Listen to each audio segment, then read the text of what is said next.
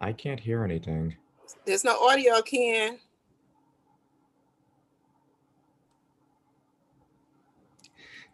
I can hear him. Or no, I can't hear him. I can hear you guys. Yeah. I think he's muted. That's because I'm muted. All right, trying again. Hello, everyone, and welcome to the A. Watson Armour III seminar series and our special presentations for Black History Month going on all February. So each Wednesday this month, we are doing a special event. And today's special event is a panel discussion with some Black graduate students who have very graciously agreed to join us and discuss some of their experiences in academia and as researchers under the sort of general topic of Black and STEM. So just to introduce our panel speakers, we have Chelsea Connor, who's at Midwestern State University in Texas, Lamar Gayles, who's at the University of Illinois at Chicago, Evan Johnson-Ransom, who's at Oklahoma State University, and also some of you may know him from his previous time working as a docent and other things at the museum, and Angelica Patterson, who is at Columbia University. So just to give you a sort of quick rundown of the way things will work today, the next step of the procedure will be our panelists will each kind of introduce themselves and tell you a little bit about the research and work that they do. And then we'll switch over to discussing some of the questions that were submitted from members of the museum community, as well as additional things that might come up during the discussion. So if you have any questions that you would like us to consider, please enter them in the question and answer box that should be available down at the bottom of your screen in the toolbar area. And we'll keep an eye on that and try to incorporate those as much as possible.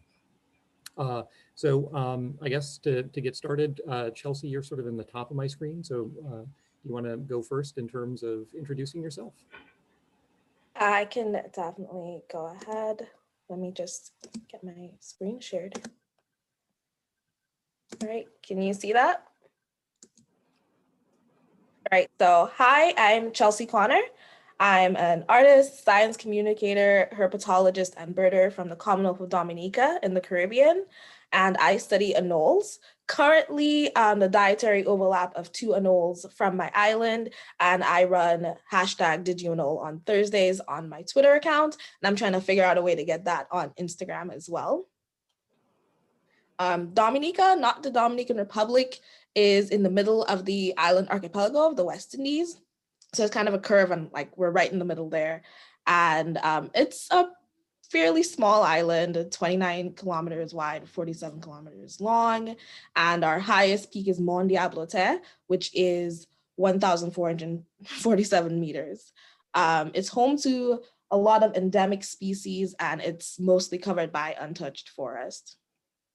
And here's a picture of like one of my favorite places there. This is Freshwater Lake. So one of my study sites as well. I collected some anoles here. And growing up in Dominica was my inspiration to study animals. My inspiration to become a scientist. And I would watch Discovery Channel with my father, and we loved Steve Irwin and all the other hosts and scientists, and none of them looked like me. And I didn't think that those were options that I could have when I'm thinking about working with animals. But I've always been interested in working with them and coming here and getting opportunities that I have. I've always been interested in reptiles. I got the opportunity to work with these anoles because of my advisor, Dr. Charles Watson. I actually just graduated, so I'm applying to PhD programs right now. But because of his encouragement, I realized that there's so much more I could do. And just because I didn't see people like me out there, I can go ahead and be that for somebody else. And I got the opportunity to research and I fell in love with anoles. And as you can see, this is my thing now. If you want to find out more about me and anoles, you can follow me on Twitter at Chelsea Herps or on Instagram, out to Chelsea.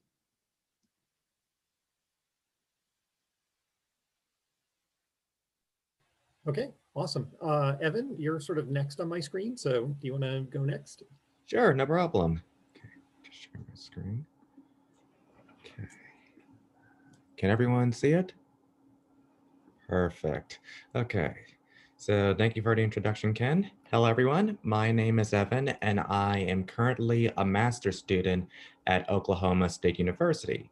I also received my undergraduate degree from DePaul University in 2018, and during my undergraduate, I served as a docent for the Field Museum. There, I gave tours of the Evolving Planet exhibit, and I got to talk about the museum's crown jewel, Sue the Tyrannosaurus Rex. And throughout my Sue talks, I became interested in the feeding behavior of Tyrannosaurus Rex along with other meat-eating dinosaurs called theropods, which segues into my graduate research. For my research, I'm interested in studying the feeding behavior of theropod dinosaurs like T-Rex through utilization of muscle force reconstruction and finite element analysis, or FEA. And in order to do so, I have to create models of Tyrannosaur skulls, either as 2D models or as 3D models. And with the muscle force reconstruction, I'm able to digitally reconstruct the jaw muscles of various Tyrannosaurus specimens. And this allows me to analyze and measure the amount of force generated by each individual jaw muscle and being used to possibly create accurate bite force estimates. And after measuring the jaw muscle forces, I'm able to map them out onto various Tyrannosaurus skulls through the FEA. FEA is a quantitative technique that's used to measure the biomechanical performance of biological structures, such as limb bones or skulls. And once we supply each Tyrannosaurus skull with the muscle forces, we then subject them to very high forces like 1,000 newtons. And this lets us know the stress strain magnitude indicated in each Tyrannosaurus skull, with red being an indicator for high stress and dark blue being an indicator for low stress. Hold on. And with the FEA results, this actually shows us how different tyrannosaurs responded to high forces, as well as actually giving us an idea on their feeding behavior. So here we have Guanlong, a small early tyrannosaur from China that actually showed very high stress in its skull. And over the evolutionary history, tyrannosaurs started out as small carnivores that couldn't really generate high bite forces and had very delicately slender skulls. But over time, tyrannosaurs began to change and become bigger, as well as developing more powerfully robust skulls that could handle high forces as seen in T-Rex. And because of this, the finite element analysis shows us the feeding behavior of tyrannosaurs and possibly for other dinosaur groups. Right. Thank you, Evan. Angelica, do you want to take over?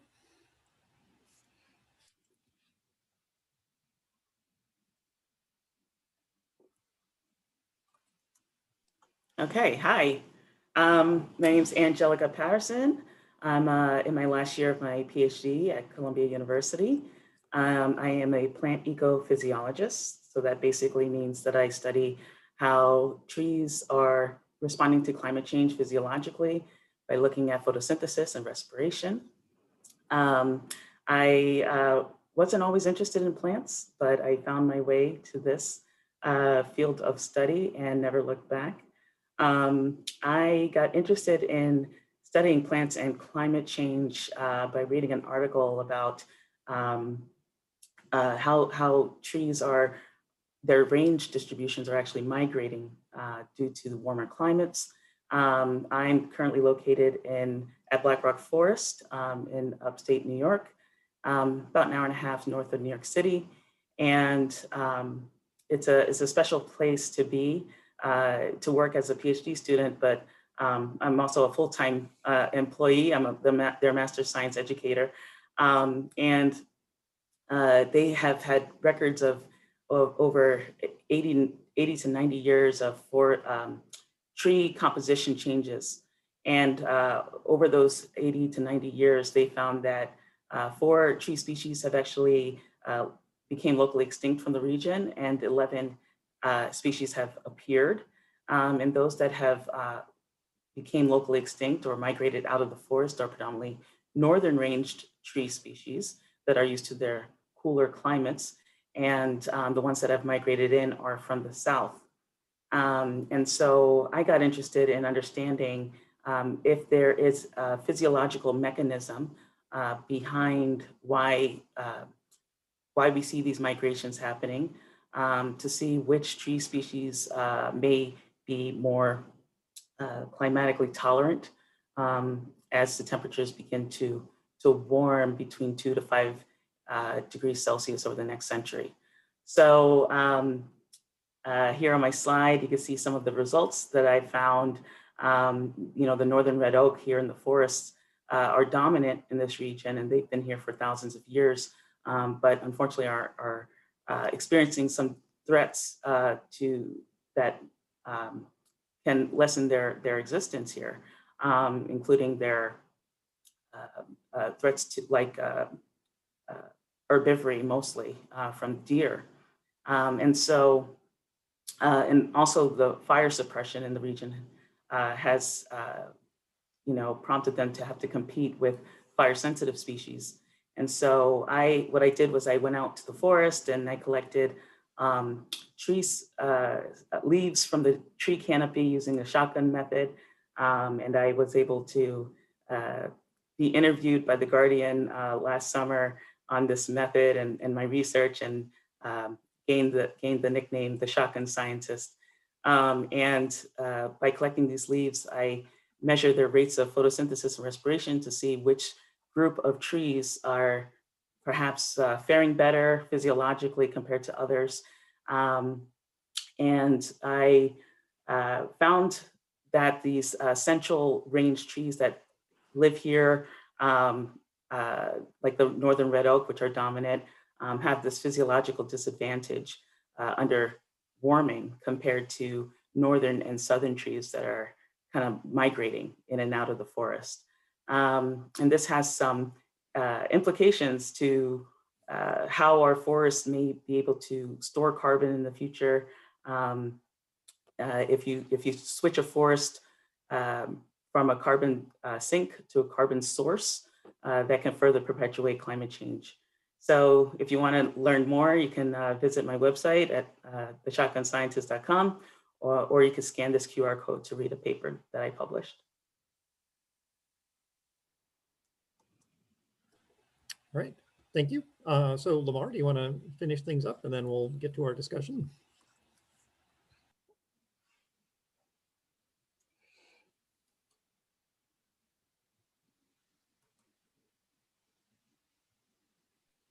Hello, everybody. I'm Lamar Gayles. I'm born and raised in the South Side of Chicago, and born and kind of raised throughout the whole Chicago area, but mainly the South Side. I currently attend University of Illinois at Chicago, where I study museum and exhibition studies.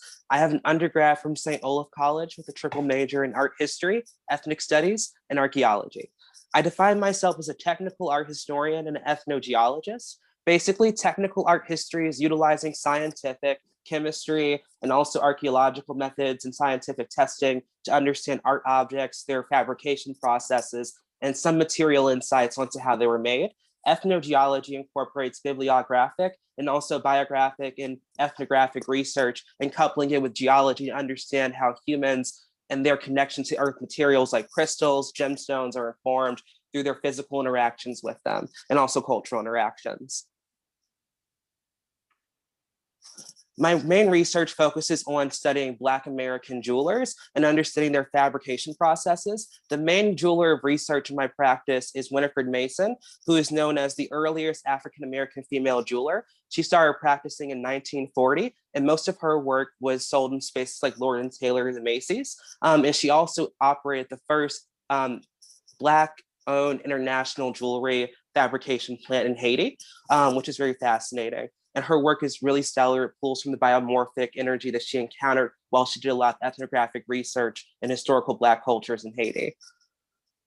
A lot of my research, again, besides being mainly looking into like using chemistry testing, I do a lot of bibliographic research, so pulling from census and things of that nature to verify people's identities and also understand their chronological scopes. And also finding out like images of persons, uncovering how they look back in that day as well, a lot of artists, especially Black artists, when they're beyond a certain scope of like 1970s or earlier, there's not a lot of often documentation of their personalities, who they were, or even sort of how they matured as artists. Winifred Mason's work in my scientific research is rather fascinating because the chemistry testing I was able to uncover was really fantastic because the chemistry testing I was able to complete on the objects is rather fantastic because I was able to tell that most of her work actually incorporates a large amount of lead inside of it, which means it's not safe to wear on human skin directly. You should always wear sort of a scarf or something around it. And a lot of her work, even work pieces that kind of touch on silver, have a large amount of lead inside of them. And in thinking about ethnogeological processes, materials like pewter and silver have a really strong historical connection to the Black diaspora, and it's fascinating to see it carry over into the Americas in the 20th century. Thank you. All right, great. Thanks, everyone. So Ylanda, I think you said you were going to start things out with one of the questions that we have. First of all, thank you, every last one of you, for your brief descriptions of your work and being here with us today. This is super important, so I really want to give a shout out to being able to make time to present in front of not just your peers, but people that may be interested just in general of your work and want to see you do well and forward you in life. So I have a ton of questions, but I'm gonna start with just one, okay? This is the one that I'm most interested in coming from our community is how are you educating your friends and family about your preferred study? What I find is that if it's a little different from being a teacher, right? Or, you know, from somebody wanting to be on somebody's, you know, sports team, it can be looked at as a little different in our community. So I'm curious, how are you educating your friends and family about your preferred study?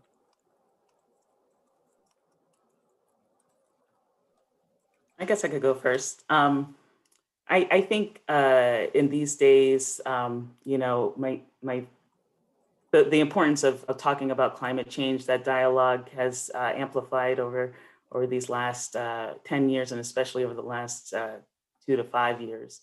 And it hasn't been too difficult to talk about the importance of my work. You know, it's sad but true in that situation. You know, I try to make sure to communicate my science broadly in the sense of linking it to the larger picture. That's why I like to talk about that my work, even though it's on a, you know, I could talk about gas molecules in a leaf, but expand it to carbon in the atmosphere and the world. And I think, you know, that tends to draw people in and get them to understand, because science literacy is super important. And it allows people to build an understanding, but then become an advocate, you know, for change. So, you know, in the beginning, my mother would always say, "What are you going to do with that? I don't understand. What are you going to do?" And I think I just had to show her what I can do, and go forward. I can go next.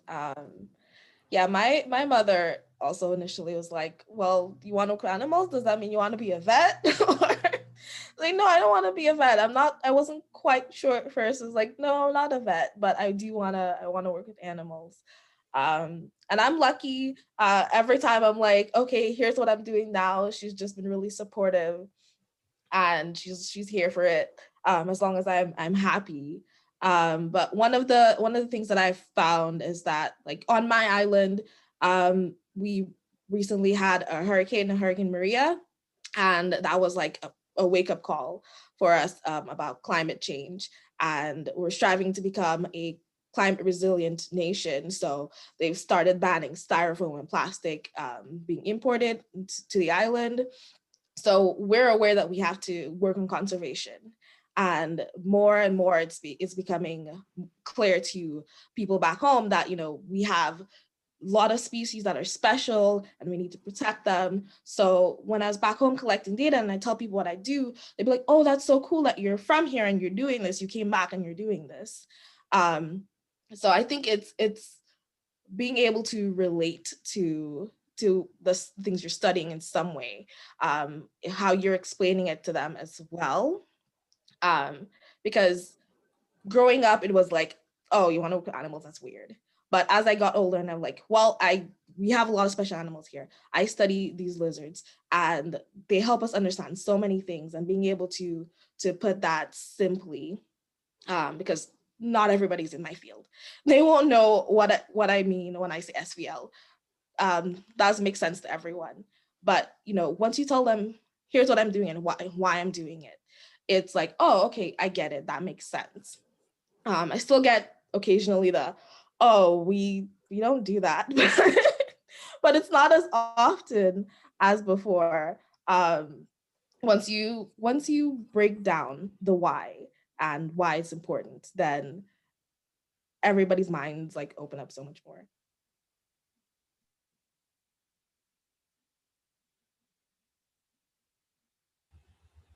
Lamar or Evan, would you like to continue? I could go.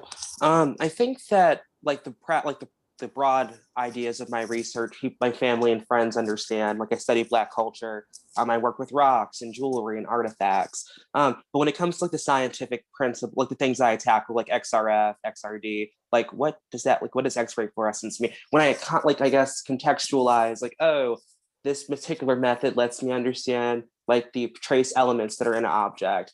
If people are like, okay, but what does that mean? And just kind of giving people the various layers of your process, even if it's kind of like transparent to you as a scholar, making sure people understand. And I think also to some extent, making people understand that scientific research can kind of have multiple facets. It's not always just quantitative data. A lot of it can be qualitative as well. Yeah, and so for me, I have a couple of friends that are actually thinking about going to graduate school, but they always ask like, would they do a PhD or a master's first? And I say do a master's first, however, because it's a good way for them to introduce themselves to graduate research as well as like a starting point.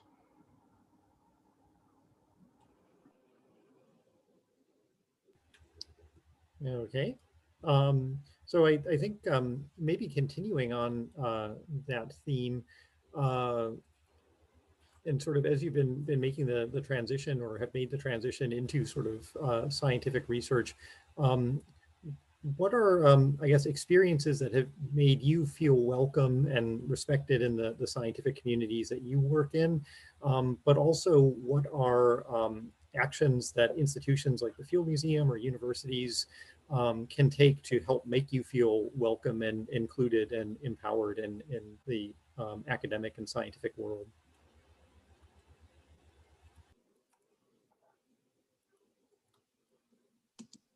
I can go first. Some of the things that have made me feel really welcome is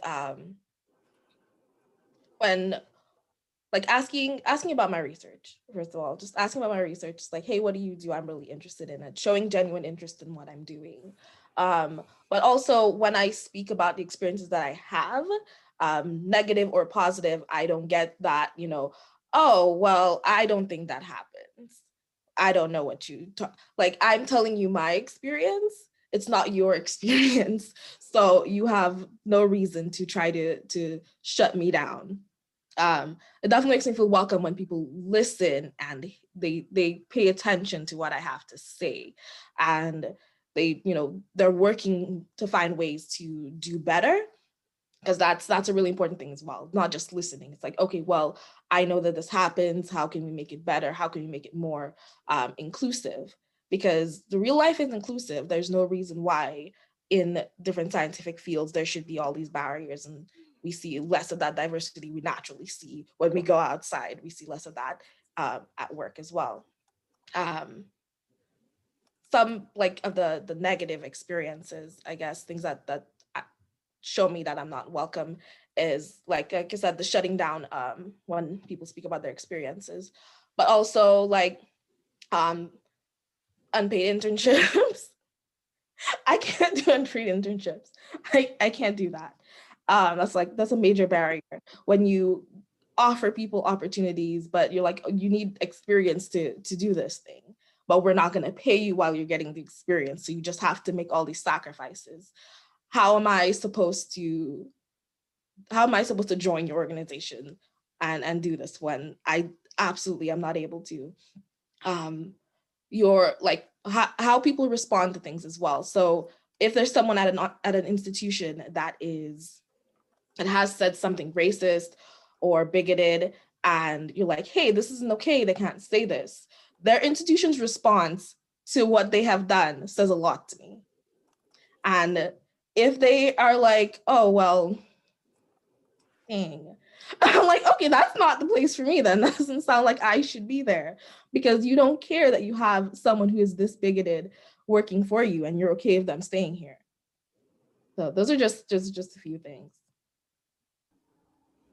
I think, and so when I felt welcome, one of the times like last year was when I was invited to give a talk about my research. It was in conjunction with the Alp Museum and Western Science Center.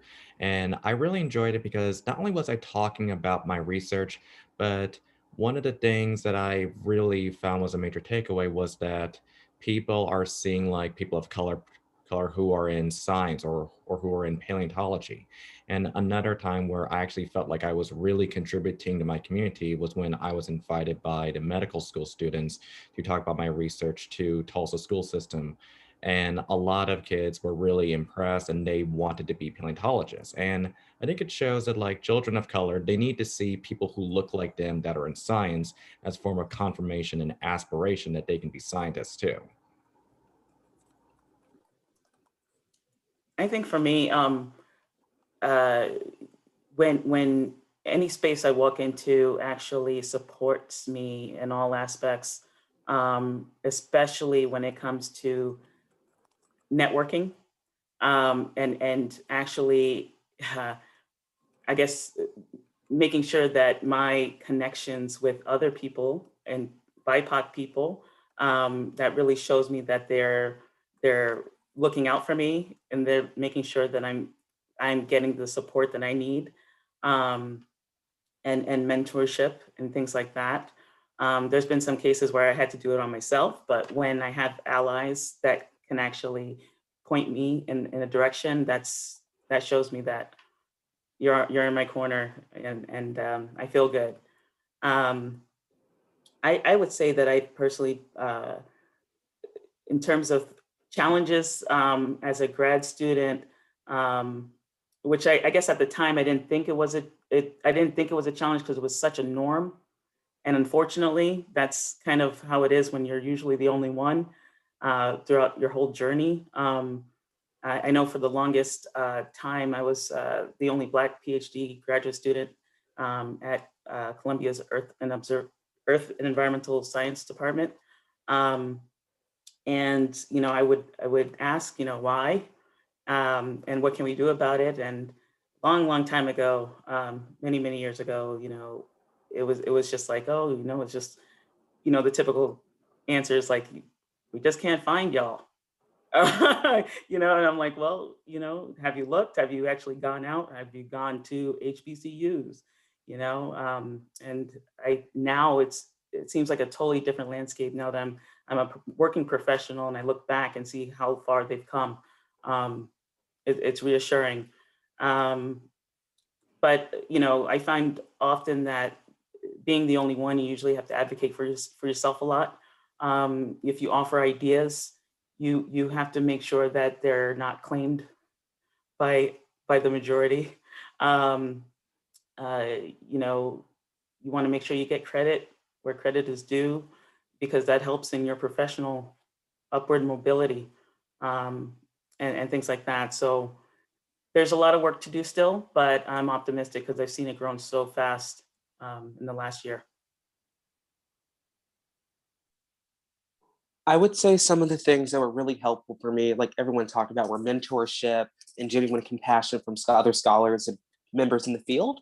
But another thing I think that's really crucial is genuine funding. like being told that there are resources out there for students of color that are in the STEM field or even for your own specific discipline. So I think that kind of reaches back to mentorship in some senses, having a person or group of people advise you and kind of guiding you down a path, even that path's your own, obviously, giving you some insights into things you can do to help bolster yourself up.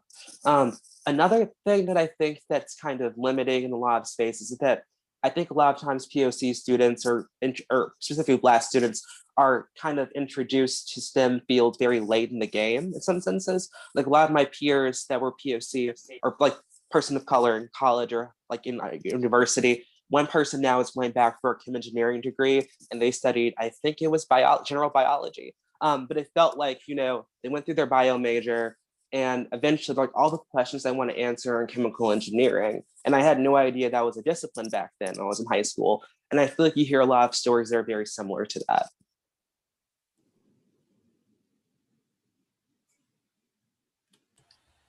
Right. Matt, do you want to do the next question? Sure. We got a question here from Zire Elemseged asking, what would be the most efficient way to address the loaded "we don't do that" question?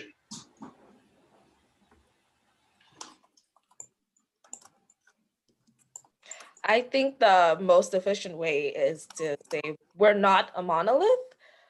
We don't all like the same things. We don't all do the same things. I usually don't get questions past that. So that's how I answer it. I guess I was kind of confused by this question, like if it meant, like, what do you mean by we don't do that? But then I realized it meant like, oh, like in Black culture, often people say, you know, we don't do that kind of thing. I think that sometimes, again, like someone else, one of the other ladies in the conversations mentioned earlier, kind of showing your relatives speaks more value sometimes than just, you know, telling them about it in some senses, but also it just really, I'm sorry, it just kind of varies. But like she said, there are no monoliths, and I think we all are very, and we're individuals. There's no set way of being Black. Black is pluralistic. It's multiple things, not one set thing. And also, you know, I think when people say like, you know, we don't do this, it's only because they don't see it. You know, they don't see it. It's not mainstream. But this past, you know, summer 2020 with Black Birders Week and Black Botanist Week, and I mean, we saw so many scientists of color.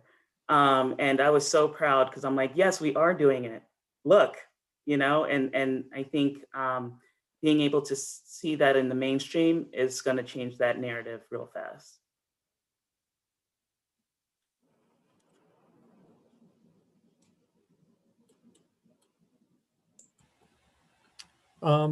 So I guess, Evan, I don't know if you want to add anything to that, but if not, I guess another question would be, in your experience, what can mentors do to advocate for and support Black scientists that they're working with or other people of color that they're working with? And I guess in terms of experiences that you've had potentially working as a mentor, what are some things that you found to be particularly effective?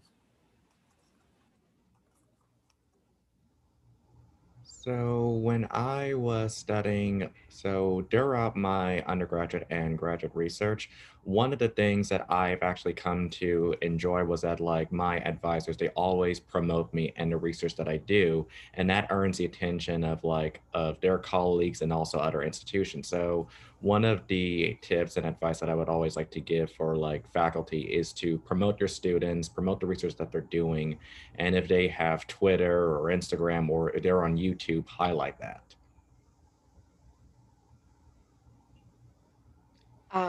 I think speaking up when your student has an issue is definitely a great way to advocate for your students. If your Black student comes to you about something that happened, you listen to them, you don't invalidate what they're saying, you figure out how best you can support them, ask them, how can I support you? What would you like me to do? Would you like me to find somewhere we can take this so it can get handled like it should? Or did you just need to let someone know that this happened? Advocating for your students as well doesn't have to just happen when they're there. You can advocate for them when they're not even there. When you have a class that's all white students, which happens sometimes, you talk about, there's different experiences that people have, and we have to be mindful of that. I won't allow X, Y, Z in my class. We're not going to do this. If you make a statement like this, we're not allowing it. You're going to be sent out. You let people who might have bigoted ideas know that we're not going to stand for this. And you're advocating for your students while they're absent. And that's really important. There does not have to be a Black student in your class for you to say, hey, no racist comments. That should happen every single time without fail. And letting people know where you're coming from.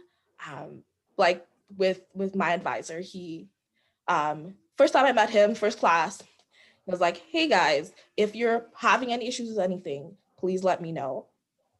We can definitely work something out. If you can't make a due date, talk to me. That's a good way to advocate for students as well, to let them know like, hey, you can send me an email, you can come into class and talk to me, whichever way you want to do it. And sure enough, like a month later, I was having a bad mental health day. And I told him that, and he's like, I understand, I have those as well. We can move the deadline forward. And being able to have that conversation with your students and meet them on that level is super important as well, especially for Black students who often feel like they don't have that.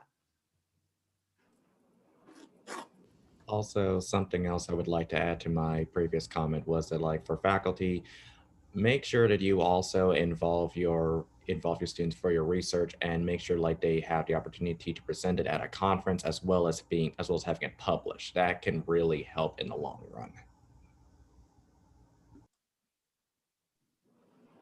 Yeah, and I agree with definitely these comments, and just that, again, that support that to help you improve yourself professionally, but also mentally.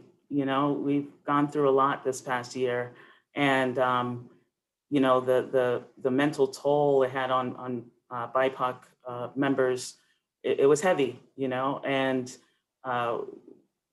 we can't just walk in a lab and not talk about it. I've been there where, there was a police shooting, but I would walk into a space and nobody's talking about it because it doesn't affect them the way it affects me. And it's, I'm seeing now a lot of faculty are creating these like inclusive classrooms where, if you have a seminar series, you do start to read papers from people written by people of color. You get to talk about, these events, no matter if you're in the sciences or not, and for me, being a mentor myself in situations, I try to give my mentees as many opportunities to do that research, to publish that paper, to present at a conference, to connect them, networking with people. You have to be aware that there's advisors, there's mentors, and there's sponsors, and those are three different things. You could find one person that can be all three, or your advisor may just be an advisor, but you might have to go find that mentor, or you might need to go find that person to help sponsor you and support you with the financial support that you need to progress.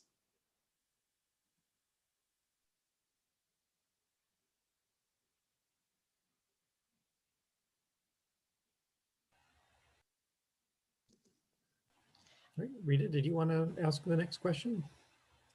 Yeah, I am just really glad to see all of you standing in your spaces, your respective fields, and just excited about what the future holds for you.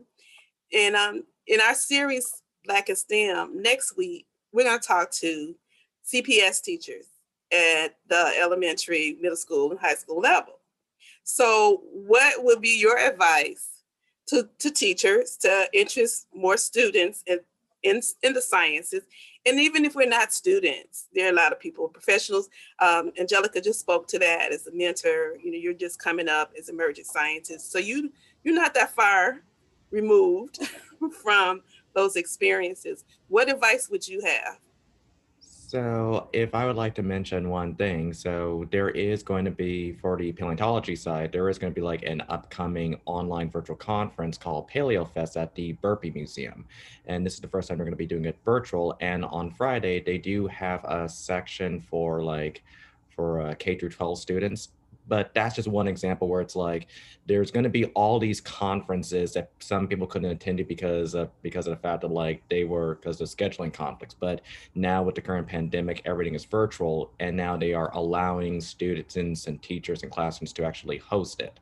So I think that's would be one good advice, is to look and see if there's any virtual conferences and what day they are and when are they happening. Also, for the event for PaleoFest that's happening in the first week of March, it's also free too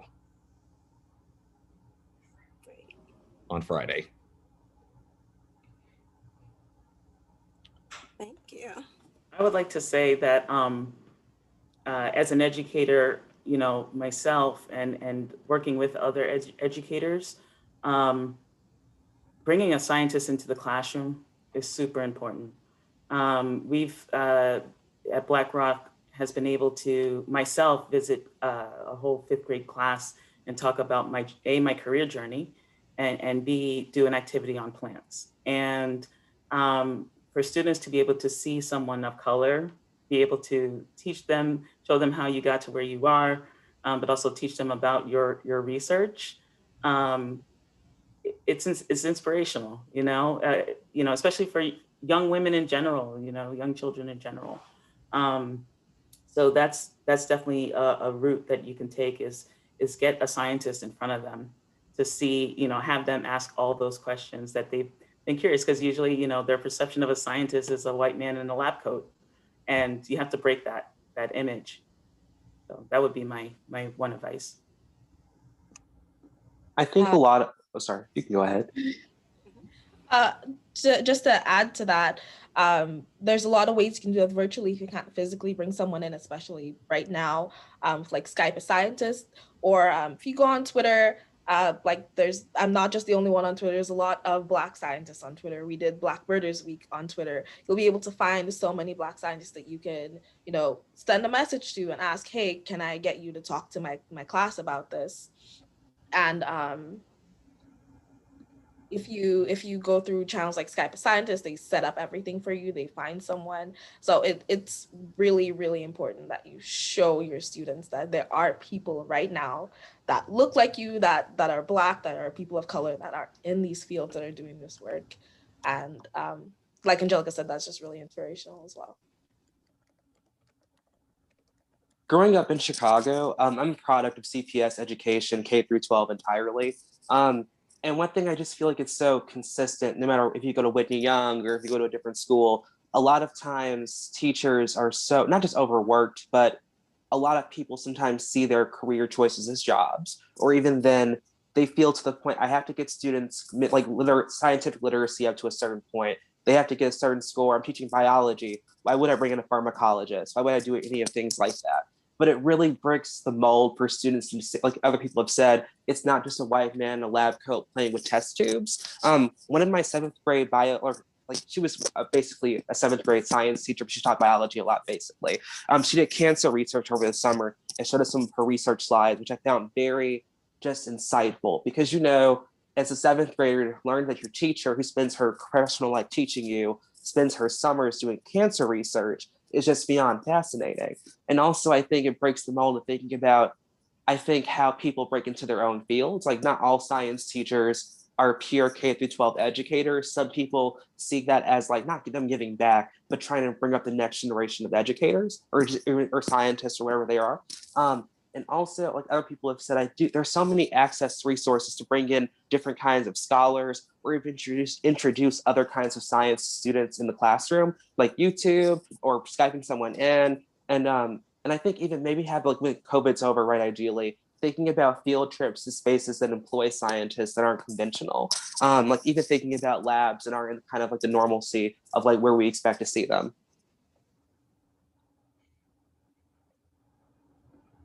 Thank you. I have another question based on the things that you guys are saying. So what organizations have you joined that you think are super, super helpful to your career? And then on top of that, since this is Black History Month, what organizations have you joined that are predominantly for Black scientists in your field that is also super helpful in your career?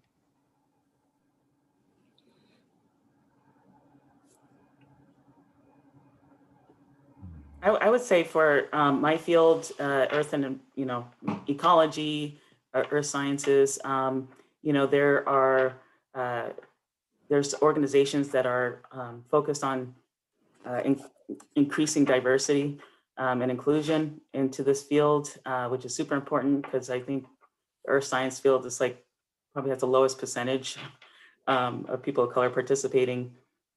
And so the Ecological Society of America has SEEDS, which the acronym always escapes me, but it's pretty much increasing access for students of color to explore ecology fields. There's chapters all around. If you don't have a chapter, you can make one. You can build one at your school, and tons of support. From getting travel awards, for conferences and things like that. There's SACNAS, which is the Student Advancement, like Chicano Native Americans Society, I believe, and that's another group for earth sciences. On Twitter, there's the I think it's DIG, which again is another diversity in geosciences group. So there's a lot of these organizations that are focused on this demographic and including them in the sciences. I've been involved in SEEDS. I've been a SEEDS mentor before at conferences. And I've recently joined a Black women PhD dissertation writing group. And so I'm looking to keep with getting that support from my sisters and support each other, and uplift each other.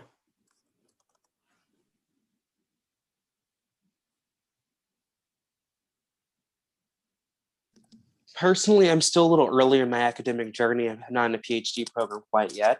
So I haven't joined the plethora of academic associations or anything, but one that's very useful for me is the Society for Black Archaeologists. They've been doing some fantastic work over the past couple of years, really getting together all the scholars that practice in the field and thinking about uncovering a lot of our cultural histories that haven't been tapped into yet.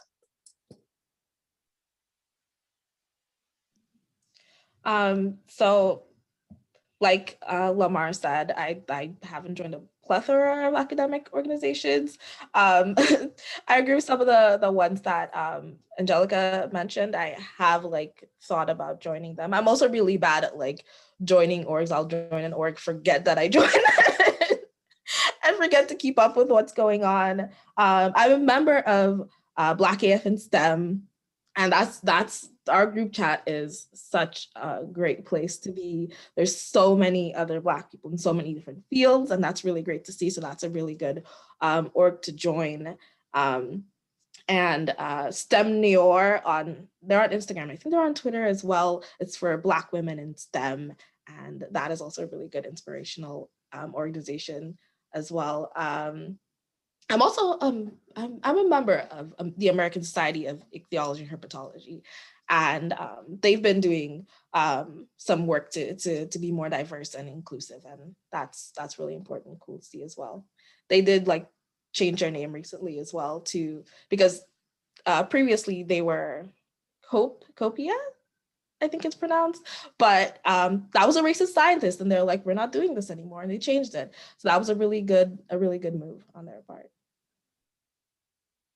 So for me, I'm a part of the Society of Vertebrate Paleontology, and we do have our diversity panels where we do show off as well as have meetings with BIPOC people there, so Black, Indigenous, and people of color. And usually for Twitter, I always try to make sure that I follow as many Black paleontologists and Black scientists as possible. There's not as many Black paleontologists in the field of vertebrate paleontology, unfortunately. And I should mention, if there are those interested in outdoors, there's like Latino outdoors and Afro outdoors. And so you can, those are definitely educational, but also social groups that, can get together and go outside and, learn about science and just enjoy nature, because we do like nature too. Yes, we do. All right, so I would like to move on to one of the questions that was submitted from one of our attendees. So Alora Graham asks, graduate students like myself sometimes have the power to hire for paid positions like field technicians, et cetera. And while we'd like to specifically provide these opportunities for Black and other underrepresented minorities, it's difficult to word language on a job posting that both abides by the university's approved language for inclusivity, which is usually rather tepid, and also indicates that the hiring graduate student is open to further discussion about what they will do to ensure that the work environment is a safe place for Black or other minority employees. Do you have a recommendation for ways to best navigate this sort of issue? I think that's a really great question. I know when on the other end of applying for jobs, I was taught to look out for those keywords that, in the job description where it says we value diversity, we are an equal opportunity employer, things like that are higher up on the page than on the bottom. And I know it's like, oh, they're looking for a diversity candidate, something like that.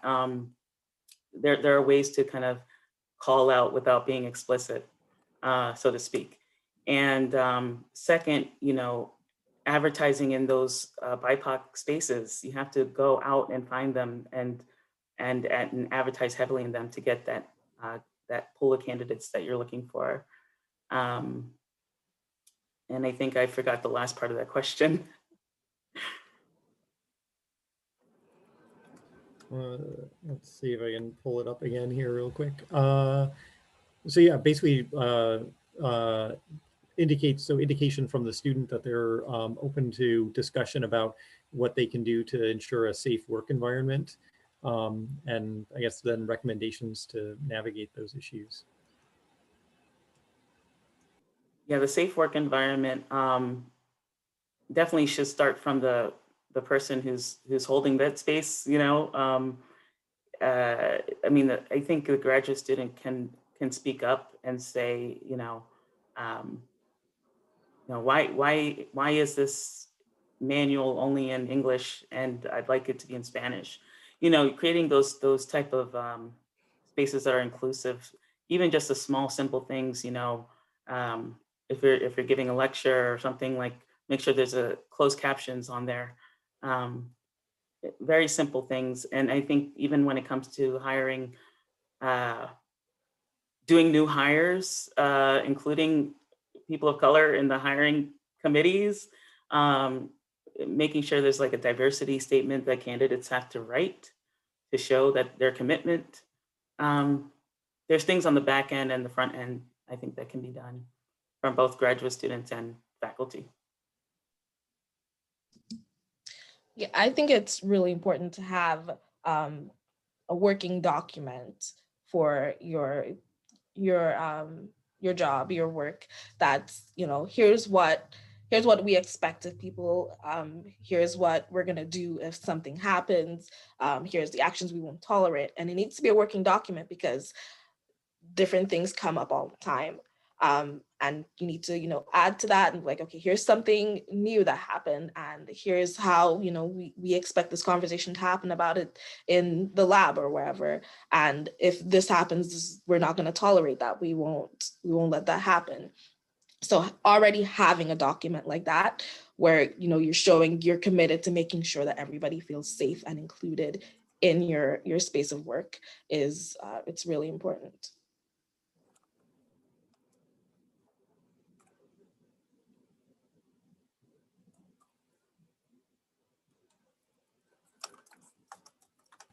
All right, we are almost out of time. And just to sort of like thank all of you again for participating. We really appreciate that. Let's try to squeeze in at least one more question. And this is kind of a combination between a question that was submitted by one of our attendees and also one of our previously submitted questions. So our attendee asks, I'm currently picking between graduate programs. Are there any keywords or things that I should be on the lookout for when deciding which schools or PIs will be best as a Black scientist? And the kind of combination of that is also, what are the things that you wish you knew when you were going into your respective fields of study in your different schools that you would like to pass on to people who are sort of making those decisions now?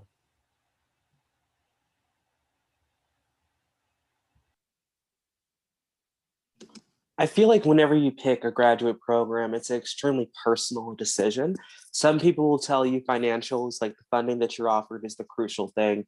Some people will tell you the flexibility of like your own, like doing your own research versus being kind of like the protege of a professor's research is kind of crucial. I would just kind of say finding out which factors is really important to you and seizing out. But one thing I wish people really thought about telling me before I embarked on my academic journey was thinking about locations that you don't mind researching in or where your lab is located. I did my undergrad in Northfield, Minnesota. I'm from Chicago, so I'm not a stranger to the cold, but I didn't like negative 50-degree weather. I think in terms of location, that is also something that's really important. But what is also that I think is really vital is, what does your institution have to say about, like, let's say your research requires you to go out in the field in the state that you're in. What does your institution have to say about that? What have they put in place to protect students like you when you have to go out into the field? Because they're not going to respond to you the same way as if, you know, a white student was walking through this field. They're going to be like, what are you doing here sometimes? Why are you here?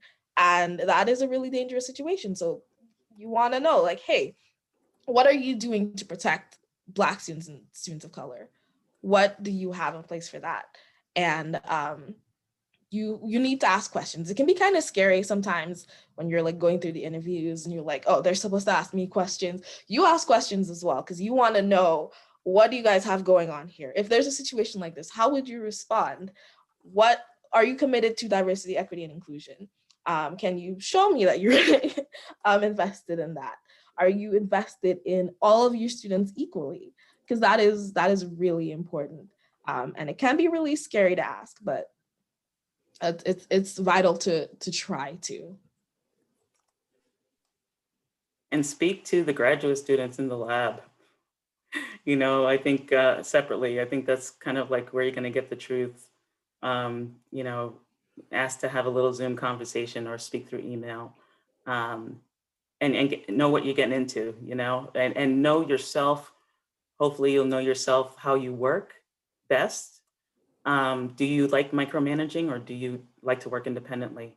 Do you like to work in the lab alone? Are you very, very independent, or do you like a lot of people around you? So you need to know what you like, and then see how that lab or that space operates. You know, do you guys go out often together, or do you guys do your work and you go separate ways? I mean, all of those work-life balance type of questions are super important.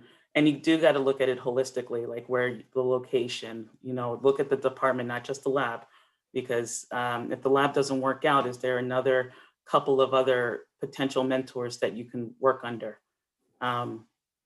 So yeah, that's kind of how I would look at it. And actions speak louder than words, you know. Go on the website. Are there any Black people on the website? Are there, you know, like, do they actually have like funding for diversity funding, or, you know, who were the awardees of a certain scientific funding? Let's see what, you know, yeah, I would dig deep. Yeah, I agree with that. Something that I have asked a grad student in the lab I was interested in working in is like, what does the diversity in your lab look like? Just straight off, like, are there any other, will I be the only Black person in the lab? It's really important to me. It's something that I had to ask. And sometimes, you know, like I said, I've navigated predominantly white spaces all my life. I was usually the only one, but I grew up in Pennsylvania. Like it can't really get any less diverse in the Northeast of Pennsylvania. But I was comfortable with it and I knew how to navigate that space. So if you're not comfortable with navigating that space that way, you need to look for a space that is supportive of that.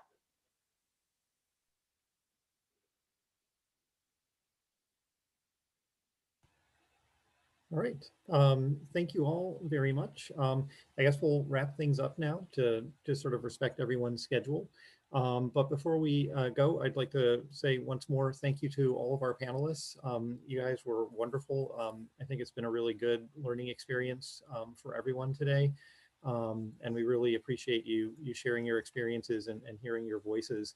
So just a reminder, next week we'll be doing another seminar. Keeping with our Black in STEM theme for February and Black History Month. So make sure to tune into that. As we mentioned at the beginning, that'll be a series of pre-recorded interviews that Ylanda actually put together with some educators at different schools in the CPS system and thinking about work that they're doing to increase minority participation in science. And also be sure to check out the museum's Black History Month website and resources so that you can learn about all the other different things that are going on at the museum this month. So thanks again, everyone. It's great to see you, and I look forward to seeing you next week.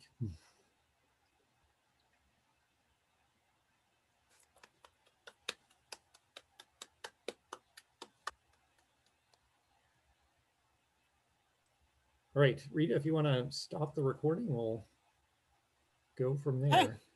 Hey. All right.